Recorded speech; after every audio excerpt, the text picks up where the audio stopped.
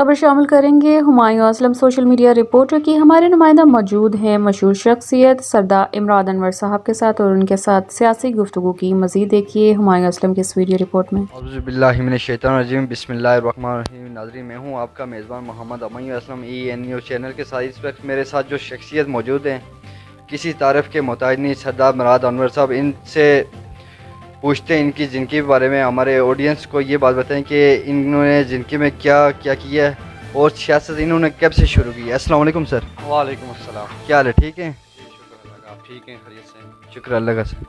سر مجھے یہ بات بتائیں، کافی سارے لوگ آپ کو دیکھ رہے ہیں، تو یہ بات بتائیں آپ نے اپنی زندگی میں کیا کیا پایا ہے اور سیاست کیوں شروع کی ہے، اس کی وجہ کیا تھی؟ سب سے پہلے ہمایوں صاحب، آپ کا، آپ کے دوست جو کیمرہ مین موجود ہیں، آپ کا شکریہ۔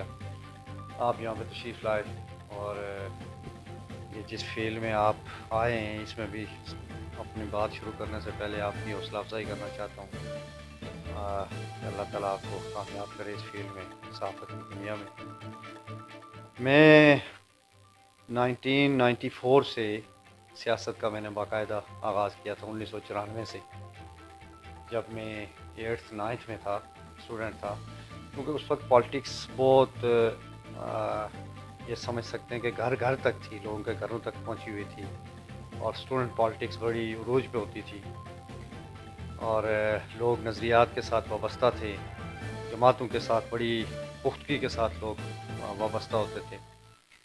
تو اس وقت میں نے پالیٹکس کا آغاز کیا تھا اور مسلم کانفرنس سے ہم نے آغاز کیا تھا۔ میں خود MSF کا اسٹوڈنٹ تھا، MSF سے میں نے اس کا باقاعدہ آغاز کیا تھا۔ تو اللہ کا شکر ہے، MSF میں رہے، یوتھ ونگ میں رہے، مسلم کانفرنس میں کام کرنے کا موقع ملا، اور پھر مجاہد اول کی دست شفقت حاصل رہی، تربیتی نشستیں انہوں نے ہماری کی۔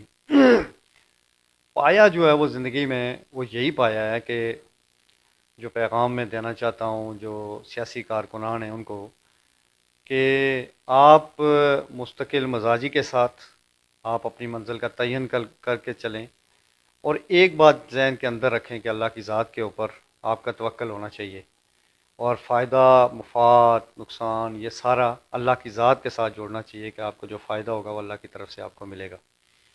سیاست میں چلنے سے جو آپ کو جو چیز ملتی ہے وہ یہی ہے کہ آپ کو لوگوں کی خدمت کا موقع ملتا ہے اور لوگوں کی آواز بنتے ہیں۔ ایک سیاسی کارکن جو ہے، میں یہ بات سمجھتا ہوں کہ ایک طرف 1000 لوگ اور دوسری طرف سے ایک پختہ سیاسی کارکن جو ہے وہ ان 1000 لوگوں پہ بھاری ہوتا ہے، کیونکہ اس کی آواز پہ بہت بڑے علاقے جو ہیں، بہت بے شمار لوگ جو ہیں ان کو فائدہ ملتا ہے، غریبوں کو فائدہ ملتا ہے، مظلوموں کی وہ آواز بنتا ہے اور مظلوموں کی داد رسی جو ہے اس کے ذریعے ہوتی ہے، لوگوں کو فائدہ براہ راست ایک سیاسی کارکن سے ملتا ہے۔ تو ایک سیاسی کارکن جو ہے سیاست میں، وہ اللہ کی طرف سے ایک بڑی نعمت ہوتی ہے۔ سر مجھے یہ بات بتائیں کہ ادھر ہیں اور لوگوں نے بھی جو ہے نا کافی حکومت کی ہے، تو نوجوان نسل جو ہے وہ آج کل سیاست سے دور بھاگ رہی ہے، تو اس کا کیا وجہ ہے؟ دیکھیں، ایک وقت تھا سیاسی کارکن جو تھا اس کی بڑی عزت تھی۔ میں نے مجاہد اول کا ذکر کیا، ان کی حکومتوں میں، غازی ملت کے دور میں ممتاز حسین راٹھور صاحب رہے، دیگر اس وقت کے جتنے سیاسی لوگ تھے، رہنما تھے یا کیا جماعتیں تھیں، ان میں سیاسی کارکنوں کا بہت عزت احترام ان کی ہوتی تھی، اور سیاسی کارکنوں کو آگے لایا جاتا تھا، جماعتیں ان کو ٹکٹ دیتی تھی اور وہ سیاست میں اپنا کردار ادا کرتے تھے۔ پھر جب حکومتیں بنتی تھی تو سیاسی جو کارکن ہیں ان کو تقویت دی جاتی تھی، اہمیت دی جاتی تھی، ان کے ذریعے لوگوں کے کام کاج ہوتے تھے، اور ان کے کہنے پہ بہت بڑی بڑی جو تعمیر و ترقی کے کام، ڈیولپمنٹ سے ہٹ کے لوگوں کی جو جابز آپ کہہ سکتے ہیں، ان کے کہنے پہ لوگوں کے کام کاج ہوتے تھے، اور خود بھی ان کی ایڈجسٹمنٹیں ہوتی تھی، عزت احترام تھا۔ آج کے دور میں جو نوجوان نسل دور بھاگ رہی ہے اس کی بنیادی وجہ یہی ہے کہ آج ذاتی لوگوں کے اپنے معاملات آ گئے ہیں، جو لیڈرشپ ہے ان کی، وہ اپنی جو عزیز و اقارب ہیں ان کو نوازتے ہیں، اپنے خاندان کو نوازتے ہیں، اور پھر کرپشن بہت زیادہ سیاست میں آ گئی ہے، سیاسی کارکنوں کا عزت احترام کم ہو گئی ہے، اس کی وجہ سے جو نئی نسل ہے وہ سیاست سے دور بھاگ رہی ہے۔ تو سر یہ بات بتائیں کہ قمر زمان صاحب نے حکومت کی ہے شرقی کے اندر اور وسطی کے اندر، ان کا بیٹا بھی حکومت کر رہا ہے، تو بجائے کسی اور کارکن کو آگے لانے کے لیے انہوں نے اپنے بیٹے کو آگے کیوں لائے؟ دیکھیں یہ بڑی بدقسمتی ہے کہ سیاست میں لیڈرشپ کے ساتھ نوجوان بڑی سطح پہ قربانیاں دیتے ہیں. قمر زمان صاحب ایک بڑا نام ہے، اور قمر زمان صاحب نے جب سیاست شروع کی تو نوجوانوں نے ان کی بڑی مدد کی، اور اس مدد اور معاونت کی وجہ سے قمر زمان صاحب ایک سٹیج تک پہنچے. لیکن ان سیاسی کارکنوں میں کوئی بھی مجھے سامنے نظر نہیں آیا کہ جو حلقے کو سنبھال سکے، لیڈرشپ اس کے حوالے کی جائے.